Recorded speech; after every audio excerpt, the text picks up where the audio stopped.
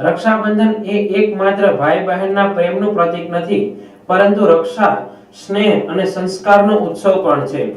કેશોદની PVM international સ્કૂલમાં માજી સૈનિકો સાથે રક્ષાબંધનનો પર્વ ઉજવવામાં આવ્યો હતો. મોટી સંખ્યામાં વિદ્યાર્થીઓએ 100 જેટલા માજી સૈનિકોને રાખડી બાંધી તેમની સાહસિક સેવાને બિરદાવી હતી. આ વર્ષે શ્રી પટેલ વિદ્યાર્થી આશ્રમ કેશોદ સંચાલિત પીવીએમ ઇન્ટરનેશનલ સ્કૂલ દ્વારા તારીખ 8/8/2025 ને શનિવારના રોજ રક્ષાબંધનના આ પાવન તહેવારની એક આગવી રીતે ઉજવણી કરવામાં આવી હતી, જ્યાં વિદ્યાર્થીઓએ પોતાના હાથથી બનાવેલ રક્ષાસૂત્ર એટલે કે રાખડી માજી સૈનિકોને અને પોલીસ સ્ટાફના હાથમાં બાંધીને ભારતના રક્ષકોની સાહસિક સેવાને બિરદાવી આ પ્રસંગને દીપાવ્યો હતો. નાના મોટા બાળકો દ્વારા ખૂબ જ ઉત્સાહ સાથે પોતાના હાથથી રાખડી બનાવવામાં આવી હતી. દરેક રાખડીમાં દોસ્તી, પ્રેમ અને સન્માનના સૂત્રો હતા. સૈનિકો જે દેશની સરહદ પર પોતાના પ્રાણની પરવા કર્યા સિવાય સાચા અર્થમાં રક્ષણ આપવાનું કામ કરતા હોય છે, તેઓને વિદ્યાર્થીઓ તરફથી આ લાગણી ભરેલી રાખડી મળી હતી. મારું નામ છે નિષ્ઠાબેન પ્રદીપકભાઈ. હું પીવીએમ ઇન્ટરનેશનલ સ્કૂલમાં ધોરણ 10માં અભ્યાસ કરું છું.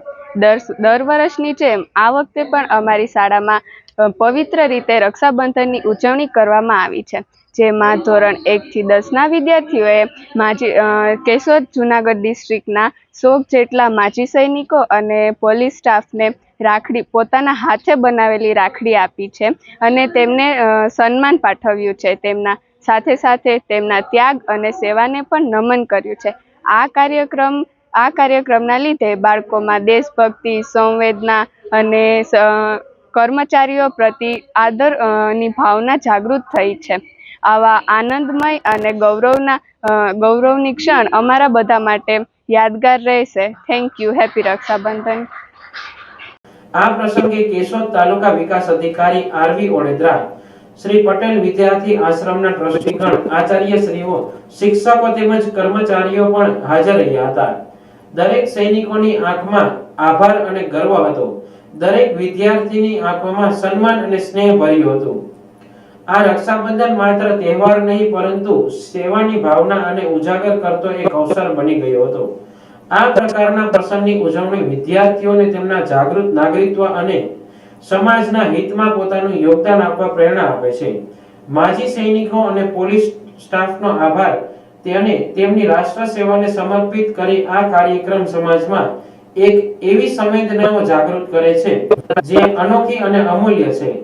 આ કાર્યક્રમના મુખ્ય અતિથિ વિશેષ કેશોદ તાલુકા વિકાસ અધિકારી આરવી ઓડેદરા, શ્રી પટેલ વિદ્યાર્થી આશ્રમના પ્રમુખ જયેશભાઈ લાડાણી, કેશોદ તાલુકા માજી સૈનિક સંગઠન પ્રમુખ મહેન્દ્રસિંહ દયાદર તેમજ સિનિયર માજી સૈનિક હાજર રહ્યા હતા. હું આરવી ઓડેદરા, ભૂતપૂર્વ સૈનિક.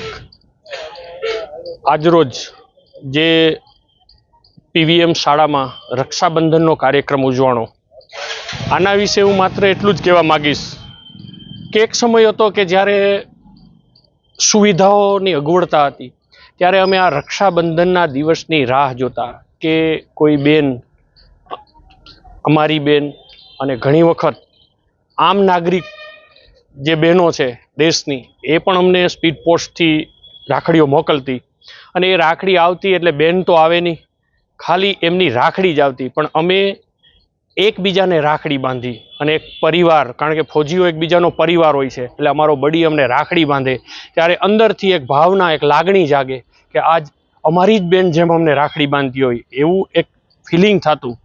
અને આવી પોઝિશનમાં, આવી સ્થિતિમાં પણ બધા ફૌજી ભાઈઓ આવા તહેવારને, આવા લાગણીના તહેવારને મૂકીને દેશની સેવા કરતા. એવો જ તહેવાર આજે આ પીવીએમ સ્કૂલમાં ઉજવણો, જે દીકરીઓએ અમારા ભૂતપૂર્વ સૈનિકોને હાથે રાખડી બાંધી, ત્યારે અમને જૂના દિવસો, જૂની વાતો યાદ આવી કે કેટલો પ્રેમ છે આ નાગરિકો, આ ભારત દેશના વાસીઓ, કે જેને એક ફૌજીઓ પ્રત્યે, આ માત્ર એક ભારત દેશમાં જ શક્ય બની શકે છે કે જેને ફૌજીઓ પ્રત્યે કેટલી લાગણી છે. એ જોઈને જ આજે આપણો દેશ જે છે એ વિશ્વનો નંબર 1 આર્મી જે છે એ એટલા માટે છે કે આ લાગણીને કારણે.